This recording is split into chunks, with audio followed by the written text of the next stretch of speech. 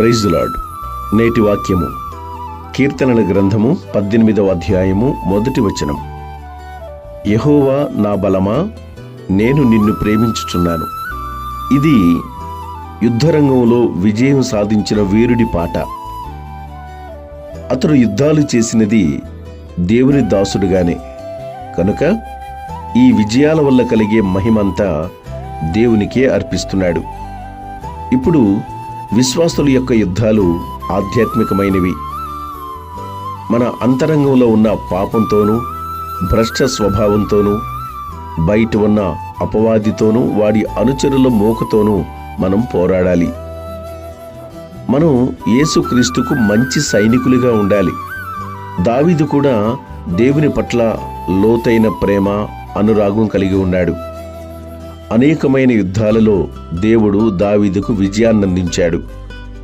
కనుక తను సాధించిన ప్రతి విజయం వెనుక తన దేవుడే ఉన్నాడని దావీదు ఎంతో కృతజ్ఞతతో కీర్తిస్తూ ఉంటాడు. ఎవరైతే దేవుణ్ణి ప్రేమిస్తారో, దేవుని సహాయాన్ని కోరుకుంటారో, దేవుడే తన బలమని నమ్ముతారో అలాంటి మనుష్యుడు ధన్యుడు.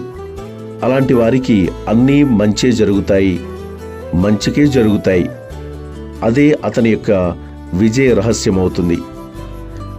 దావీదుకు యుద్ధంలో దేవుడే బలంగా ఉన్నాడు. ఈ రోజున ఈ లోకంలో సాతాను సైన్యంతో పోరాడి మనకు కూడా బలం కావాలంటే దేవుడి సహాయం కావాలి, దేవుని తోడు కావాలి.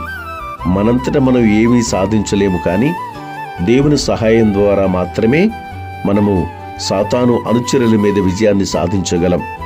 కాబట్టి మనం సాధించే ప్రతి విజయం ద్వారా దేవుని నామాన్ని మహిమపరచాలి. మన విజయం వెనుక ఎల్లప్పుడూ దేవుడు ఉన్నాడు అనే సత్యాన్ని గ్రహించి ఆయనకు మాత్రమే కృతజ్ఞతాస్తుతులు మనము చెల్లించాలి. అట్టి జ్ఞాన హృదయము దేవుడు మనందరికీ దయచేయునుగాక. ఆమేన్.